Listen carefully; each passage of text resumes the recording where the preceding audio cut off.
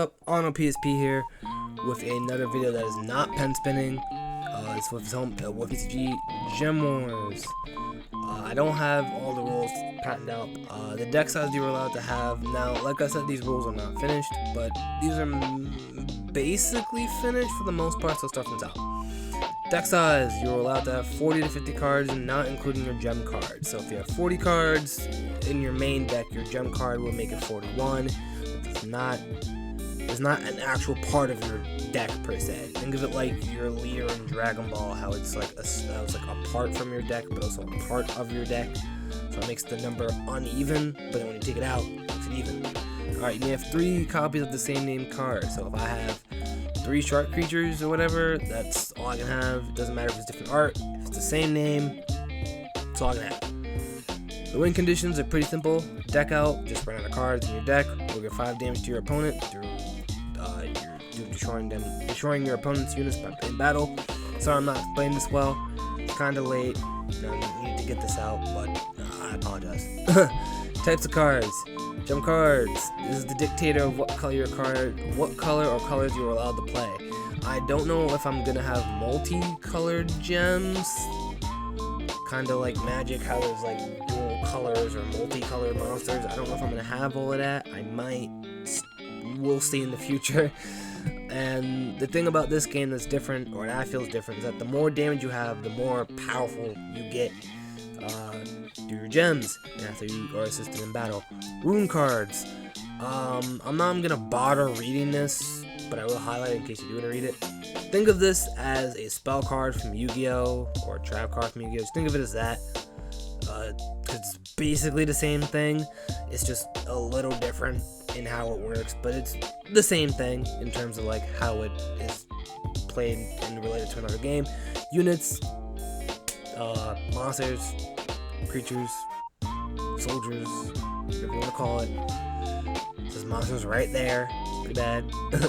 But no, these would allow you to deal damage to your opponent's gem through attacking opponent's monsters or units. I keep saying monsters. I'm gonna keep saying monsters. It is a habit from playing Yu-Gi-Oh! I apologize. The unit stats is DA, BA, HP, and there's some other stats. When I show an actual card, I'll get into that. Direct attack is the stat of damage against another unit and the gem of your opponent. So the best way for me to explain that is think of direct attack as this is used to damage a opponent's card and bring their health down. Boost attack, think of that as the stat. Oh, I'm not gonna bother reading because it's kind of vague how I explained it. But boost attack, think of that as in Carvat Vanguard, think of that as like a trigger. Boost attack is basically just boosting the attack of the main attack of a unit to make the attack higher. God, that was confusing. It will be easier when I get an actual card up and explain it from there. HP, how much damage a unit can take before it's sent to the gem zone as damage.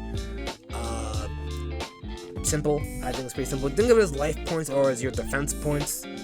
I guess in Magic, think of that as your second stat. I don't remember how that works. Start of the duel. Place your gem card face up on the field. Shuffle the deck. And this explains what the gem card is. Gem card's health, takes damage, effects go stronger.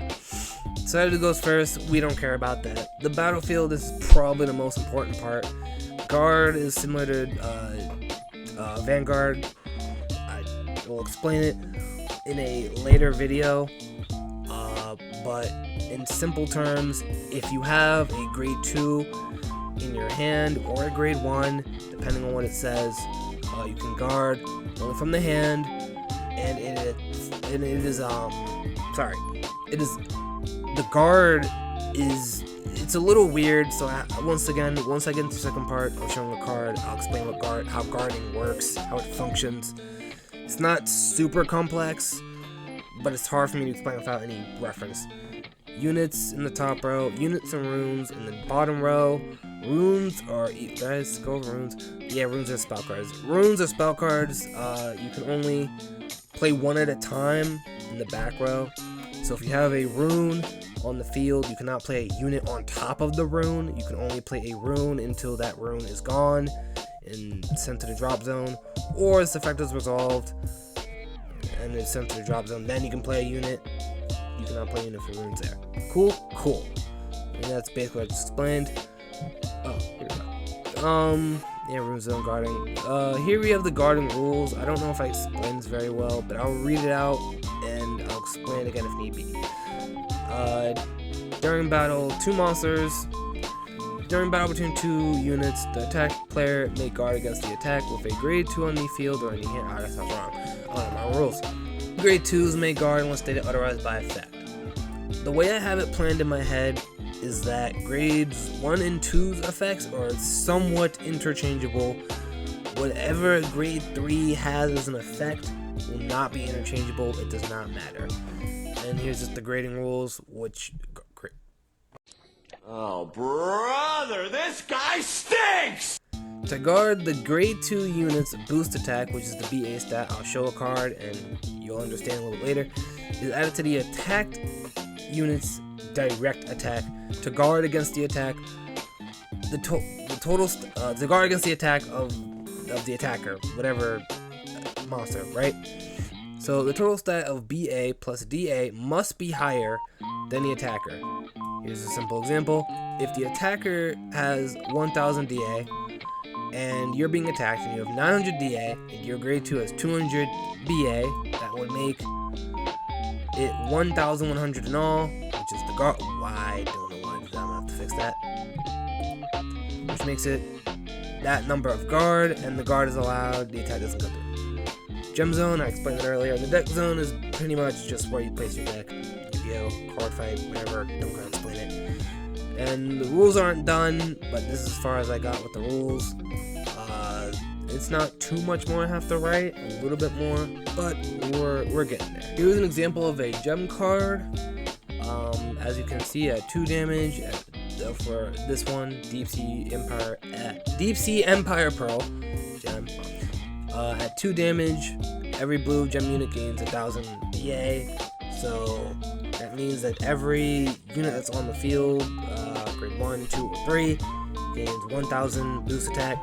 At 3 damage, you gain blue gem units that are grade 2 may boost front row units.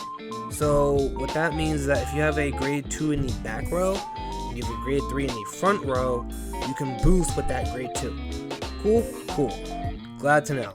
So that's what I was saying earlier with grades 1 and 2s being interchangeable, their effects being interchangeable. I'll go deeper than that when I show monster cards, or whatever. At 4 damage, this is kind of an overpowered effect. I might change it.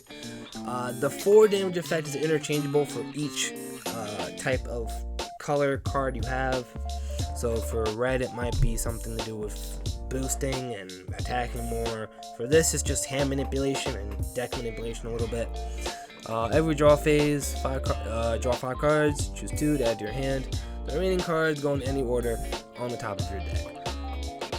Now I'm thinking about it, that kind of sounds like Oracle. Yeah, people are going to hate playing against blues. I'm going to have to change that, but we'll see what happens. Here's the Gem Wars back. I kind of like the back. It's nice. It's nice looking. I think it looks nice. Anyhow, here's a grade 3. Here is a grade 3. This is probably the most I have to do in terms of explaining. Aqua is just the type. This is the health. This little diamond here is the health. So that's 9 health. This little symbol right here means it is Berserk, which is pertaining to this down here. And it's a grade 3. Grade skill, Berserk. This card may attack twice in one turn by dropping 1 unit from the hand. When used, this loses 500 DA. I'm not going to go over this effect. This bottom effect is just what it's graded by. When it's boosted by a grade 2, it gains 200 DA, which I might take out in the official cut. I don't know. Prototypes. You know. Health point damage or HP damage. This number in the middle is equal to that. So for example, if this card, Great Shark Warrior, were to attack Sea Slime, which is a grade 1, it would inflict 4 HP and destroy it in this case, since I think I destroyed it. Yeah, since it's 4 HP damage, and it says 4 HP, bam bam, simple math, this is destroyed, right? And while on top of the sea slime, this symbol up here is boost. Like I said, grade 2s and 1s have their effects interchangeable, or their grade skills interchangeable, which I probably should have wrote there, but oh well. Grade 3s will not have the interchangeable effect because that is way too overpowered. Just imagine a grade 2 able to attack twice. That would be insane. That would be too easy. No. And yeah, there's 4 health, aqua, it's a water type. And it can boost, it's a grade 1. Look at him, he's adorable, he's cute, we love him, ain't merch. DA, or Death Attack, 1,500, and health point damage is 2, and the boost attack is 800. And this effect is pretty simple. But that's all I have so far. I apologize for not doing more on the card game, but more will come. Like I said, I apologize again for only having 3 cards. It's been a bit. But that's all for tonight. That's all for today. Wherever you are, have a good night and farewell.